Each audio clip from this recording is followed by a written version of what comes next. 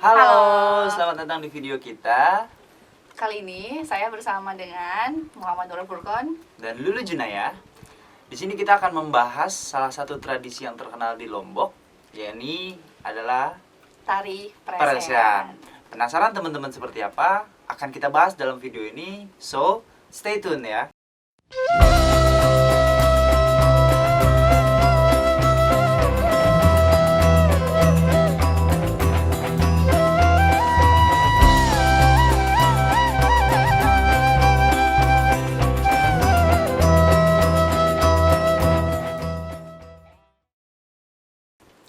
Oke, teman-teman, ternyata Pulau Lombok adalah salah satu pulau yang ada di dalam wilayah Provinsi Nusa Tenggara Barat.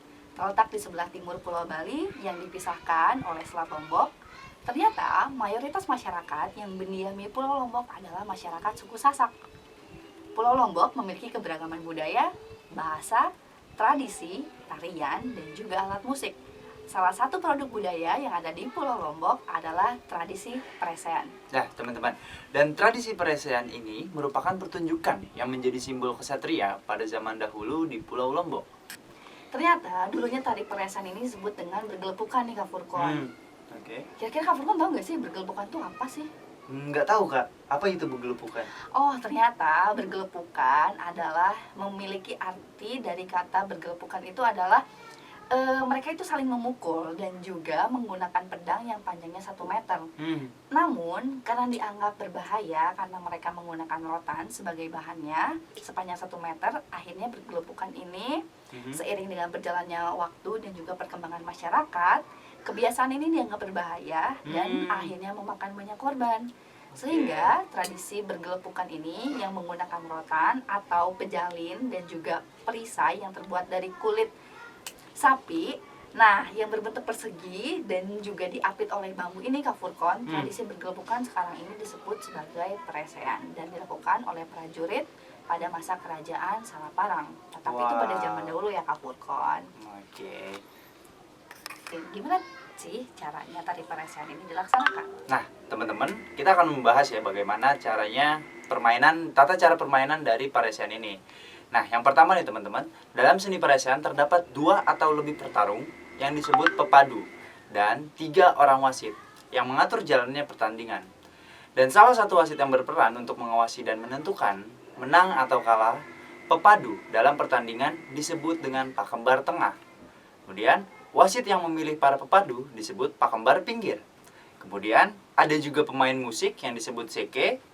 Dan orang yang membacakan mantra agar pemain tidak cepat kalah, yakni dukun. Kemudian yang terakhir teman-teman, dan ini adalah masyarakat umum yang menjadi sebagai penontonnya. Dan di dalam tradisi peresean ini terdapat 2 kubu atau rawang. Gitu, jadi kalau lu cara permainannya. Jadi ada beberapa pemain, ada pemain yang musik juga, dan juga ada masyarakat umum yang akan menonton. Oh, gitu Nah, ya. teman-teman, Oke Kak Furqon, tadi pertanyaan bagus banget nih. Gimana sih caranya menentukan siapa yang menang dan siapa yang kalah? Ya. Ternyata teman-teman, kalau pepadu itu sudah berdarah atau menyatakan menyerah, maka secara gak langsung dia sudah kalah nih Kak Furqon. Tapi ada lagi satu fakta menarik, ternyata kalau pepadu tersebut udah menjatuhkan rotan yang dia pegang, ternyata sebanyak 3 kali Kak Furqon aturannya. Tapi itu 3 dinyatakan baru dia itu kalah. Nah, selain itu, ketika dia menjatuhkan rotan, ada juga nih salah satu kegiatan yang menandakan bahwa mereka berdamai, yaitu ketika mereka bersalaman, berpelukan, dan juga itu artinya mereka sudah damai nih Kak Furqon. Tapi, kalau misalkan pepadu ini melanggar awik-awik atau aturan yang berlaku, artinya mereka secara tidak langsung didiskualifikasi dari peresean. Oke, berarti setelah game selesai itu mereka akan bersalam-salaman dan damai kembali Kak ya? Exactly, betul banget. Oke teman-teman, nah sekarang kita akan membahas bagaimana tari peresean di zaman dulu dan zaman sekarang. Nah teman-teman, di pelaksanaan pertunjukan peresean di masa lampau dengan sekarang mengalami beberapa perubahan. Di masa lampau, pertunjukan peresean dilakukan khususnya ketika akan perang. Karena peresean dilakukan untuk memilih para pepadu yang kuat dan tangguh di medan pertempuran. Namun sekarang, ini tradisi peresean sendiri pada umumnya dilaksanakan hanya pada hari-hari tertentu saja Kak. Seperti 17-an, terus kemudian perayaan ulang tahun dan lain-lainnya. Dan juga festival perlombaan paresian ini juga untuk menyambut tamu. Oke. Gitu Kak. Jadi ketika ada wisatawan yang datang, mereka akan menyambut dengan tari paresian ini. Oke. Gitu.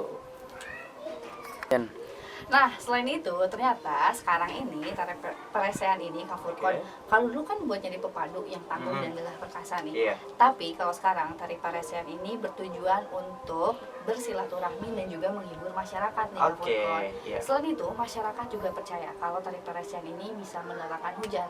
Makanya kadangkala tari paresian ini dilaksanakan ketika musim kemarau nih Kak Oke. Furkon. Nah, ternyata selain itu senjata yang digunakan dalam pertarungan adalah pejalin dan juga tongkat dari rotan yang digunakan untuk memukul nih Kak Furkon. Oke. Selain itu, maka dengan fungsinya yang saat ini, maka dari itu tari paresian saat ini digunakan untuk hiburan dan juga akan ditampilkan ketika ada order untuk ditampilkan ketika ada pariwisata nih Kak Furkon. Dan juga jangan lupa ritual ya, yang tadi Iya. pemanggil hujan. Betul. Oke, itu jadi teman-teman. Oke Kak Furkon, lanjut nih. Nilai-nilai Oke. apa sih Kak yang terkandung dari tradisi paresian ini? Nah, dari teman-teman, tari paresian ini bukan hanya sekedar permainan, tapi banyak nilai yang bisa kita petik dari permainan ini dan juga tradisi ini. Dari tradisi paresian ini kita bisa mengambil nilai-nilai kekeluargaan, kekerabatan, dan juga jalinan silaturahmi.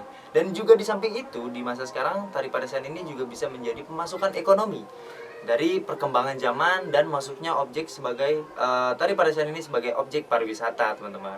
Dan juga di samping itu, tari paresian juga sebagai pelestarian budaya dan adat istiadat yang sudah ada sejak tahun-tahun sebelumnya.